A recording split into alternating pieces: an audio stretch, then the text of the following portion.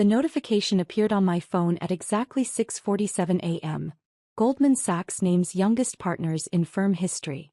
I was reviewing quarterly earnings reports in my home office when the Wall Street Journal alert popped up. My name was third on the list. 3 time zones away in Chicago, my phone started buzzing. Text after text from colleagues, mentors, and industry contacts. But the call I was waiting for came at 7:23 a.m. Michael? It's Rachel.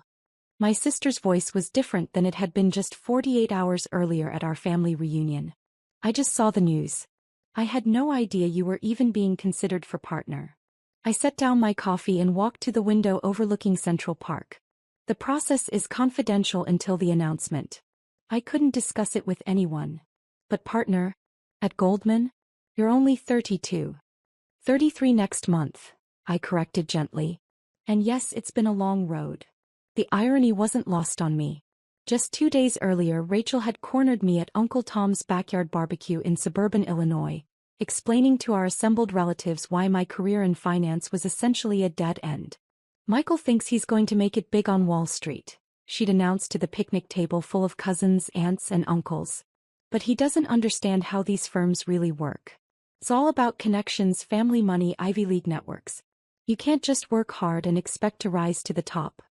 I'd been filling my plate with grilled vegetables when she launched into her analysis. Rachel worked in corporate communications for a mid-sized manufacturing company in Milwaukee. She'd spent 2 years at Northwestern's business school and considered herself well-versed in professional hierarchies. The partners at these investment banks come from old money families, she continued, warming to her theme. Their fathers are CEOs, their grandfathers founded companies. Michael graduated from state school. He doesn't have those advantages. Our cousin Jennifer had nodded sympathetically. It must be frustrating to hit that ceiling. I think Michael's doing just fine, Aunt Patricia had interjected diplomatically.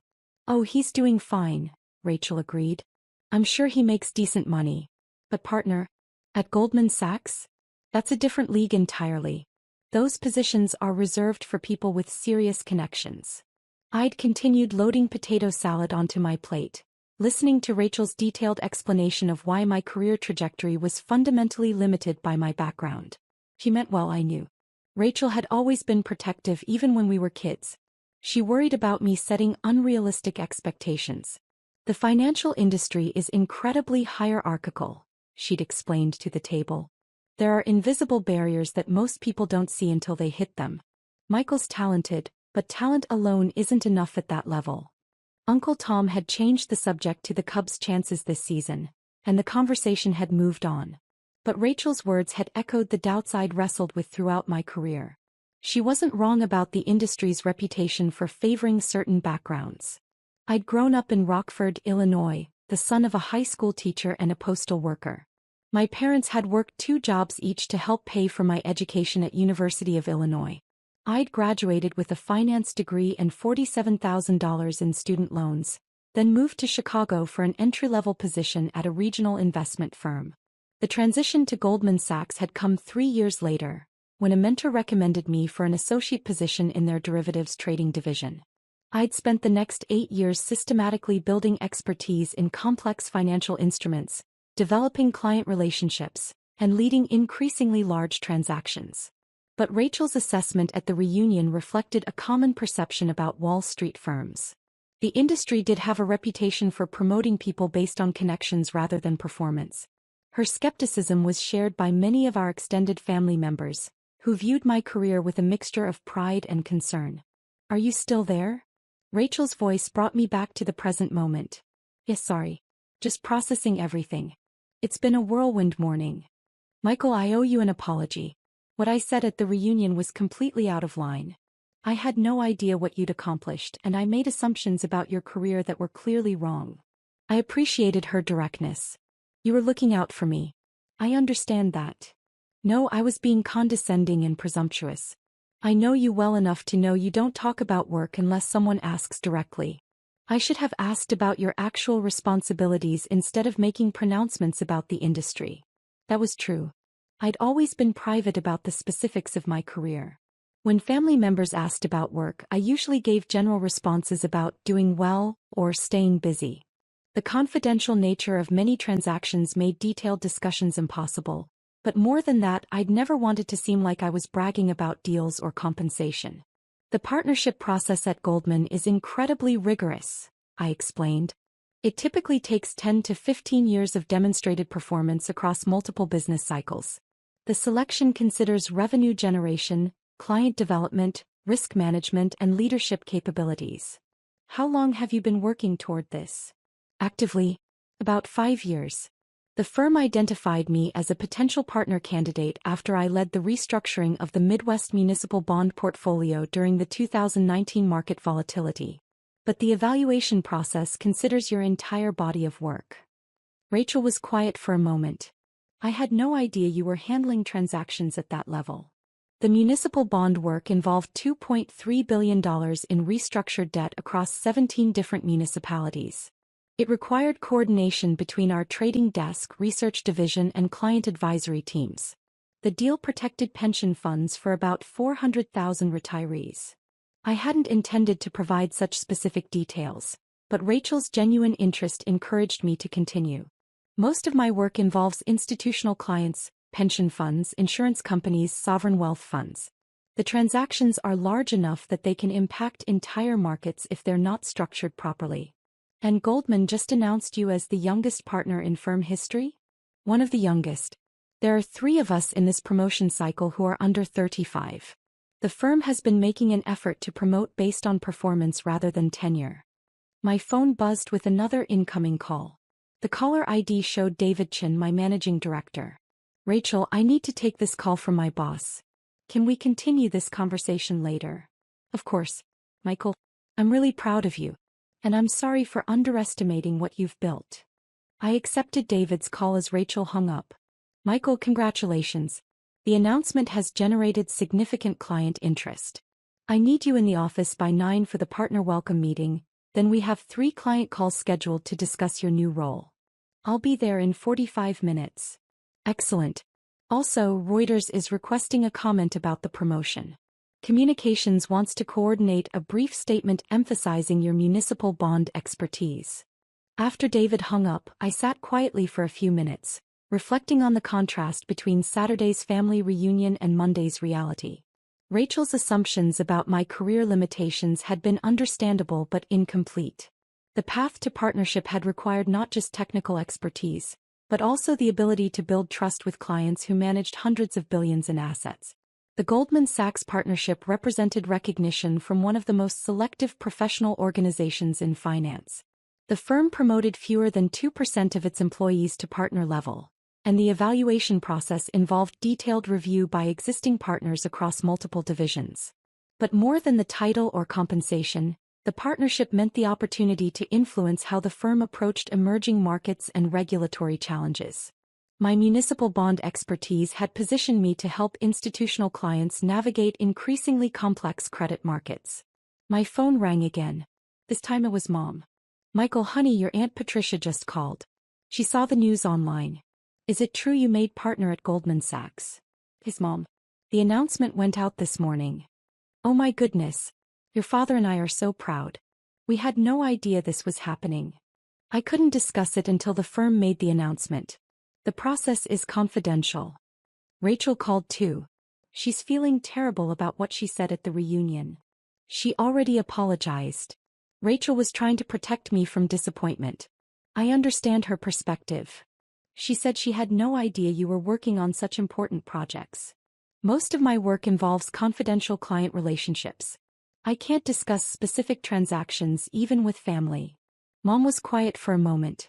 We always knew you were doing well, but we didn't realize how well. Your father wants to know if you can explain what a partner does at Goldman Sachs. I smiled. Dad had spent 37 years teaching high school mathematics. His questions about finance were always thoughtful and precise. A partner has equity ownership in the firm and responsibility for major client relationships. I'll be leading the municipal bond advisory practice for the Midwest region. That means working with state and local governments, pension funds, and insurance companies to structure debt financing. That sounds like a lot of responsibility. It is. But it's also an opportunity to help public institutions manage their financial obligations more effectively. Municipal bonds fund schools, hospitals, infrastructure projects. The work has direct impact on communities. That's wonderful, honey. When can you visit and tell us more about it? Mom. I promise. After we hung up, I finished reviewing the morning's market reports and prepared for the day ahead. The Goldman Sachs office was a 40-minute subway ride from my apartment, and I wanted to arrive early for the partner meeting. As I gathered my briefcase and laptop, I thought about Rachel's reaction to the news. Her immediate apology demonstrated genuine character and the ability to reassess her assumptions when presented with new information. That kind of intellectual honesty was rare and valuable. The family reunion conversation had stung at the time, not because Rachel's assessment was malicious, but because it reflected broader misperceptions about meritocracy in finance. The industry did have legitimate issues with diversity and inclusion, but it was also true that performance and expertise could overcome background disadvantages. My path to partnership had required not just technical competence, but also the emotional intelligence to build relationships with clients from vastly different backgrounds. The municipal bond work involved everything from small-town mayors to sovereign wealth fund managers. Success required the ability to translate complex financial concepts into clear recommendations tailored to each client's specific circumstances. The subway ride to Lower Manhattan gave me time to review the day's agenda. Beyond the partner welcome meeting, I had scheduled calls with 3 major institutional clients who wanted to discuss expanded advisory relationships. The partnership announcement had enhanced my credibility with clients who valued the firm's recognition of my expertise. At 8:47 a.m. I walked through the Goldman Sachs lobby for the first time as a partner. The morning routine was familiar: security badge, elevator to the 32nd floor, brief conversations with colleagues. But the context had fundamentally changed. David Chin met me at the elevator bank. Michael, ready for the big leagues? Absolutely. What's the agenda for the partner meeting? Standard welcome presentation, then individual meetings with division heads to discuss your expanded responsibilities. The real work starts tomorrow when you begin managing the institutional client portfolio. The partner welcome meeting included 6 other newly promoted professionals from different divisions. The presentation covered the firm's strategic priorities, partnership responsibilities, and performance expectations. The tone was congratulatory but businesslike. Partnership was an achievement, but also the beginning of greater accountability. During the lunch break, I called Rachel back. "How's your first day as partner?" she asked. "Busy but good. Lots of new responsibilities to learn." "Michael, I've been thinking about our conversation at the reunion. I realize I've been making assumptions about your career for years without actually asking about your work." "What do you mean?" "I assumed you were stuck in some middle management role because you never talked about specific projects or achievements. I interpreted your modesty as evidence that you weren't advancing." That was perceptive. I had deliberately downplayed my career progression, partly from professional discretion but also from concern about seeming pretentious to family members with different career backgrounds. "I probably could have been more open about the work I was doing," I admitted. "No, that's my fault. I should have asked better questions instead of making pronouncements about an industry I don't really understand." "Rachel, you've always been protective of me. I appreciate that even when your assumptions were off base. I want to understand your work better. Could you explain what municipal bond advisory actually involves?" I appreciated her genuine interest. Municipal bonds are debt securities issued by state and local governments to fund public projects. When a city needs to build a new school or repair infrastructure, they issue bonds to raise the necessary capital. My job is to help them structure those offerings in ways that minimize borrowing costs while meeting investor requirements. "So you're helping governments save money on debt financing?" "Exactly. Poor structuring can cost a municipality millions of dollars in unnecessary interest payments over the life of the bond. Good advisory work protects taxpayer resources while ensuring that essential projects get funded." That's actually really meaningful work. It is. The municipal bond market provides about $400 billion annually in funding for schools, hospitals, roads, water systems. The advisory work has direct impact on communities across the country. Rachel was quiet for a moment. "I had no idea your work involved such important public policy implications. Most people think of investment banking as purely profit-focused, but there's a significant public interest component to municipal finance. The goal is to help government entities access capital markets efficiently. Michael, I owe you more than just an apology. I owe you respect for what you've accomplished. I clearly didn't understand the significance of your work or the achievement that partnership represents. Thank you. But I also want you to know that your skepticism wasn't entirely wrong. The finance industry does have problems with elitism and exclusion. I've been fortunate to work for managers who valued performance over background, but that's not universal. Still, I shouldn't have assumed your career was limited by your background. That was condescending and unfair. Rachel, we've always been honest with each other. I value your perspective even when it challenges me. Saturday's conversation made me think about how I communicate about my work with family. What do you mean? I've been so focused on avoiding bragging that I haven't shared meaningful details about what I actually do. That leaves room for people to make assumptions based on incomplete information. So you'll be more open about your work going forward? Within professional constraints, yes. I want our family to understand what partnership means and how the work contributes to broader economic outcomes. After we hung up, I spent the afternoon in meetings with existing clients who wanted to discuss expanded advisory relationships. The partnership designation had enhanced my credibility with institutional investors who valued Goldman's recognition of my expertise. The final call of the day was with Margaret Sullivan, Chief Investment Officer for the Illinois Teachers' Retirement System. TRS managed $55 billion in assets for 400,000 current and retired educators. Michael, congratulations on the partnership. I saw the announcement in the Journal this morning. Thank you, Margaret. I'm excited about the expanded opportunities to serve institutional clients like TRS. Your work on the Chicago School District restructuring was exceptional. You helped us preserve pension obligations while reducing the system's borrowing costs by $200 million over 20 years. That project required close coordination between TRS, the school district, and the city's financial team. I'm glad we were able to structure a solution that protected educator benefits while improving the district's fiscal position. We'd like to discuss expanding our relationship with Goldman through your municipal advisory practice. TRS is considering several infrastructure investments that would benefit from your expertise. The conversation continued for 45 minutes, covering potential advisory work worth $500 million in bond transactions over the next 2 years. Margaret's confidence in my capabilities reflected years of demonstrated performance on complex restructuring projects. As I prepared to leave the office, I reflected on the contrast between Saturday's family reunion and Monday's professional validation. Rachel's assumptions about my career limitations had been understandable but incomplete. The path to partnership had required not just technical expertise, but also the ability to build trust with sophisticated institutional clients. More importantly, the day had highlighted the value of honest communication with family members about professional accomplishments. Rachel's immediate apology and genuine interest in understanding my work demonstrated the kind of intellectual humility that strengthened our relationship. That evening, I called Dad to explain the partnership role in more detail. Michael, your mother told me about the promotion. I'm proud of you, but I have to admit I don't fully understand what a partner does at an investment bank. A partner has ownership equity in the firm and responsibility for major client relationships.